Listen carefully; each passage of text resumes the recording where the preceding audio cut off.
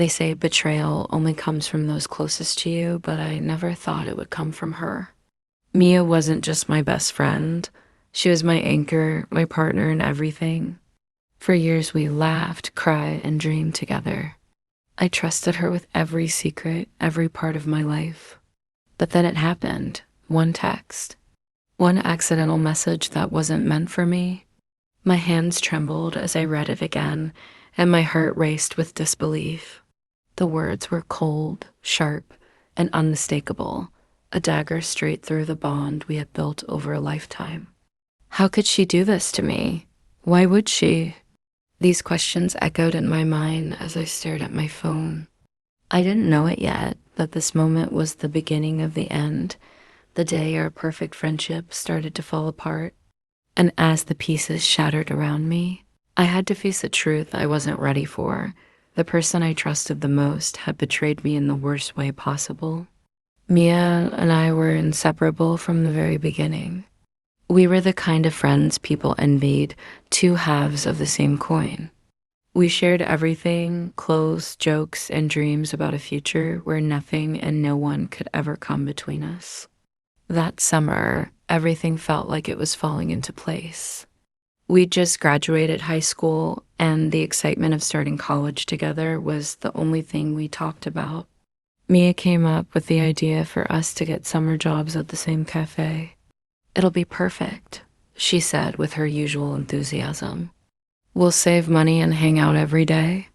The cafe was a cozy little spot where locals gathered for coffee and conversation.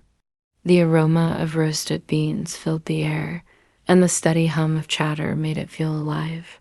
At first, everything was just as Mia had promised. We laughed our way through shifts, stilling sips of iced lattes and sharing stories about the quirky customers. Then Josh walked in. He was the owner's nephew, freshly hired to help during the busy summer months. He had messy dark hair, a lazy smile, and the kind of charm that made people stop and notice. Mia noticed immediately. "Oh my gosh, Emma, he's so cute," she whispered, her eyes lighting up in a way I hadn't seen before. I encouraged her, as any best friend would. "Go for it," I said, nudging her with a grin. She spent the next few days trying to find excuses to talk to him, offering to help him with orders, laughing at his jokes and dropping subtle hints about how much she liked him. At first, I thought it was sweet. But then something changed. Josh started talking to me more than Mia. At first, it was harmless questions about work schedules or which coffee blends were the best. But then he started complimenting me. "You have such a calm vibe," he said one day during our break. "It's refreshing." I shrugged it off, convinced he was just being nice. After all, Mia was the one who had a crush on him. But his attention didn't stop there. One evening, while we were cleaning up after closing, Josh leaned against the counter and said, "You're different, Emma, not like most girls." His words felt out of place, like they didn't belong in our casual work banter. I laughed it off awkwardly, but my stomach twisted with unease.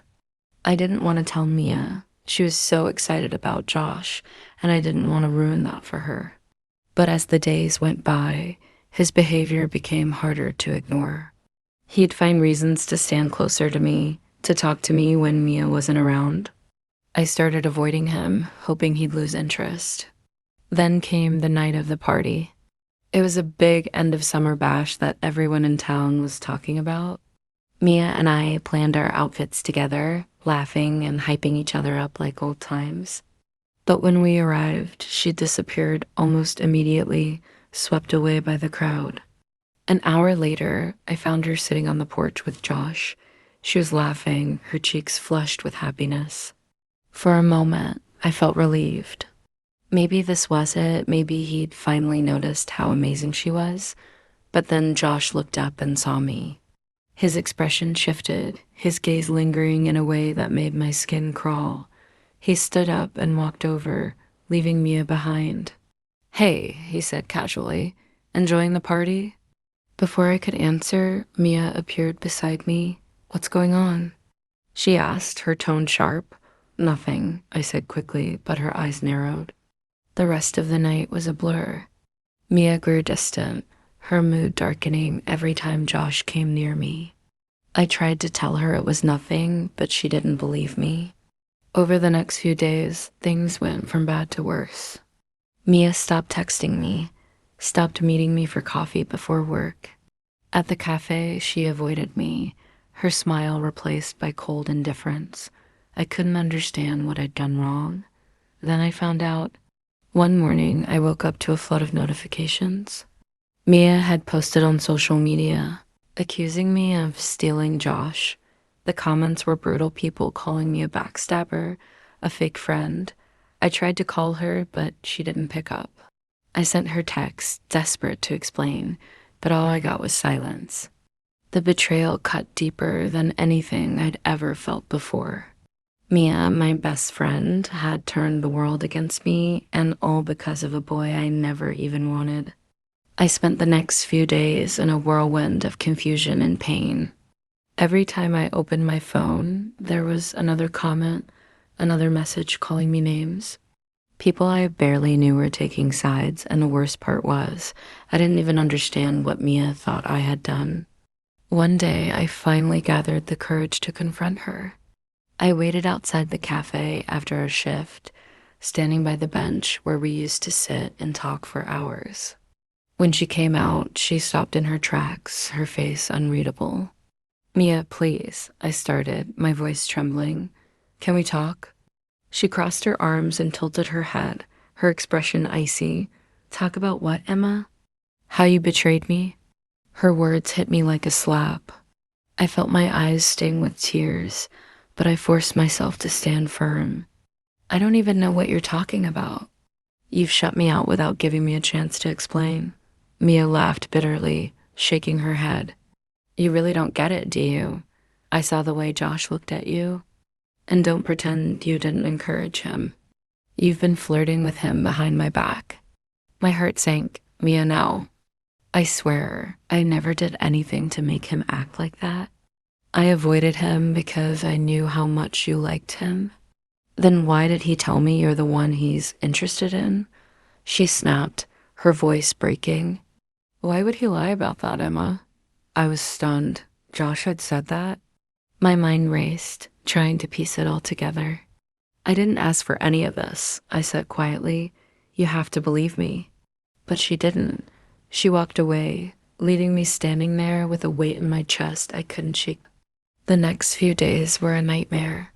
At work, Mia avoided me entirely, only speaking to me when absolutely necessary. The others at the cafe sensed the tension, but no one dared to ask what was going on. Then came the breaking point. It was a slow afternoon, and I was cleaning tables while Mia worked the register. Josh walked in, his usual smirk plastered on his face. He made his way straight to Mia, leaning casually against the counter. "I heard you've been upset," he said, loud enough for everyone to hear. "You know, you really shouldn't believe everything you see on social media." Mia's face turned red, but she didn't respond. He turned to me next, his eyes glinting with something that made my stomach churn. "Emma, you've been awfully quiet lately. Everything okay?"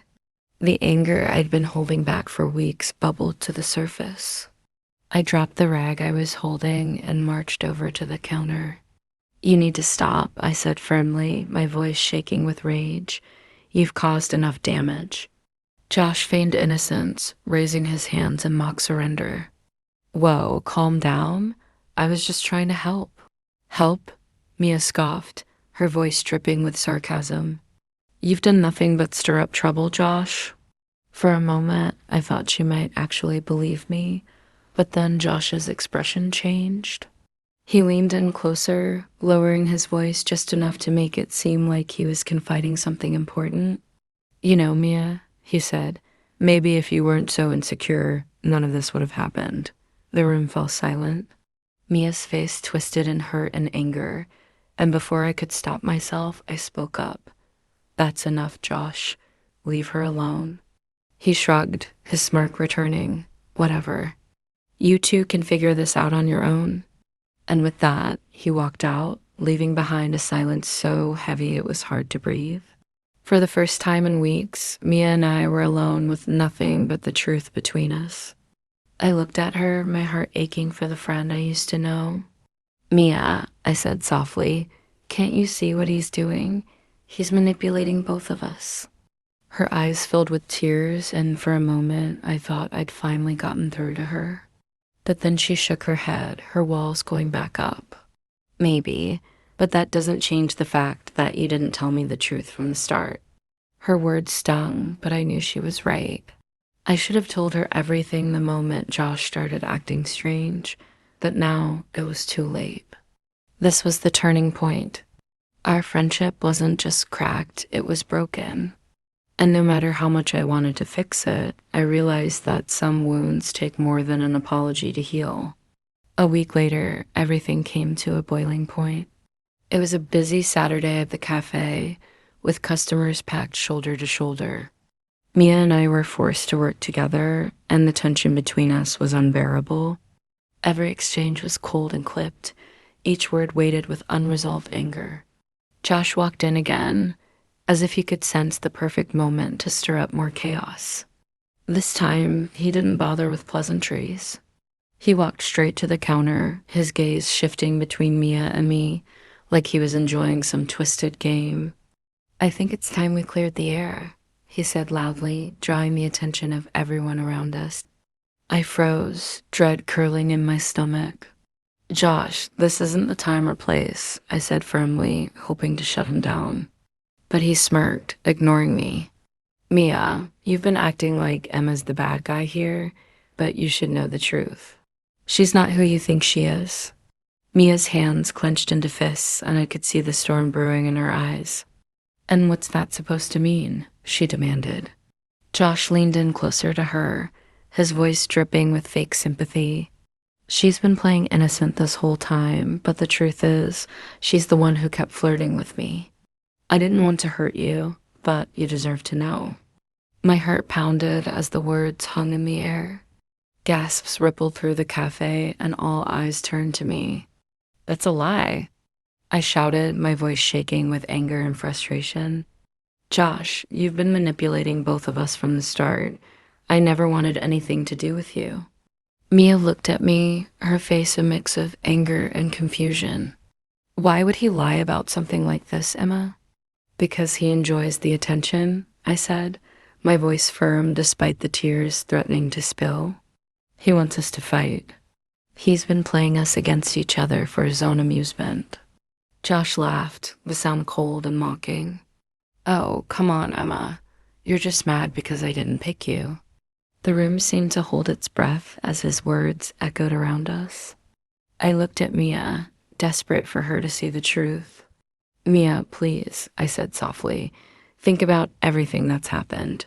Has anything I've done ever made you question my loyalty before Josh came along? He's lying to both of us?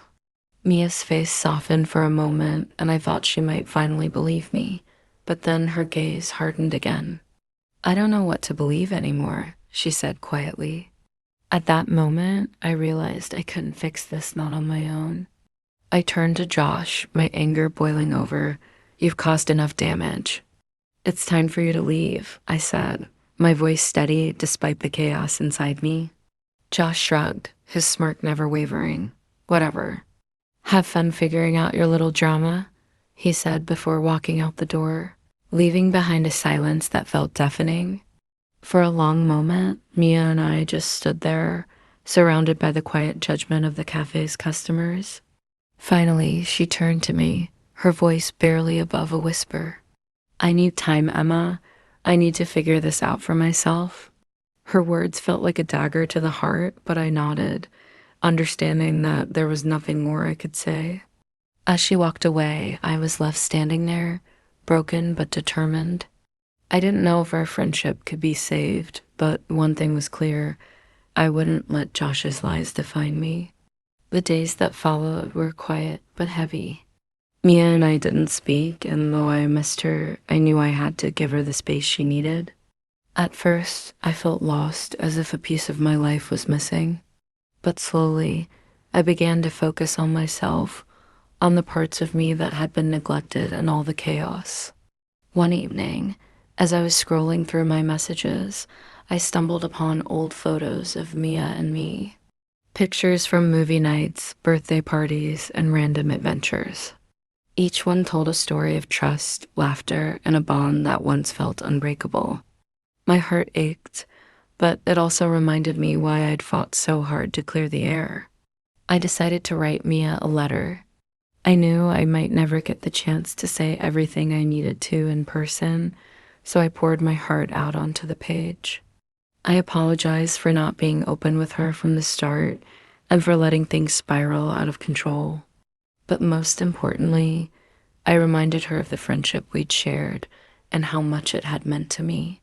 "I'll always cherish what we had, no matter what happens next," I wrote in the final lines. "I hope one day we can find our way back to the friendship we lost." I left the letter in her locker at work, unsure if she'd ever read it. It was all I could do, offer her my truth and hope it was enough. Weeks passed, and though things were still strained, I noticed small changes. Mia no longer avoided me at work. She started nodding hello, even offering a hesitant smile once or twice. It wasn't much, but it felt like a step in the right direction. Then, one evening, as I was closing up the coffee, I heard a soft voice behind me. "Emma." I turned to see Mia standing there, holding my letter.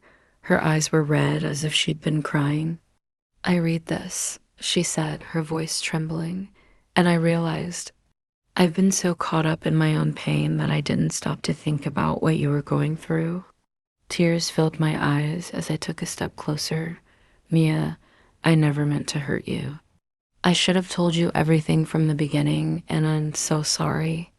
She nodded, wiping her cheeks. "I let Josh's lies get in my head. But reading your letter reminded me of who you are, the friend who's always been there for me. I don't know if we can go back to how things were, but I'd like to try." A wave of relief and gratitude washed over me as I hugged her tightly. "I'd like that too," I said, my voice breaking. It wasn't a perfect ending. There were still wounds to heal and trust to rebuild. But in that moment, I knew we had taken the first step toward repairing what was broken. Friendship, I realized, wasn't about never making mistakes. It was about being willing to fight for the people who mattered most, even when it seemed impossible. And as I locked the cafe doors that night, I felt a sense of hope for the first time in weeks. Because sometimes even the deepest betrayals can lead to new beginnings.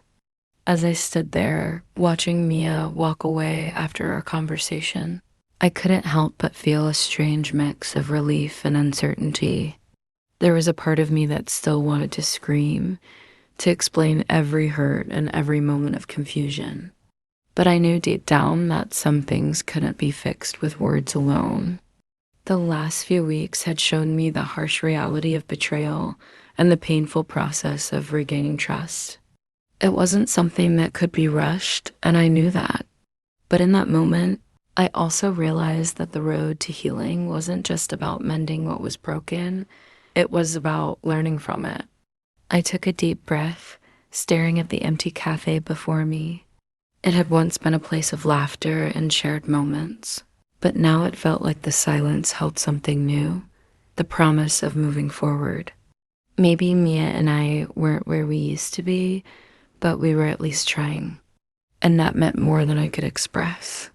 "I'll always cherish what we had," I thought, echoing the words from my letter. But I also know we both need to find our own paths now. As I locked up for the night, I realized that sometimes, even the hardest decisions, those that break your heart, are the ones that lead you to a better place. No matter what happened next, I knew I was stronger than before. And maybe, just maybe, that was enough. With one last look at the cafe, I stepped into the night, ready to face whatever came next. Because life, after all, doesn't wait. Thank you for listening. Sometimes betrayal can break us, but it also teaches us to be stronger and wiser. Don't let the past define you. Move forward, learn, and grow. If you enjoyed this story, make sure to like, share, and subscribe for more. Until next time.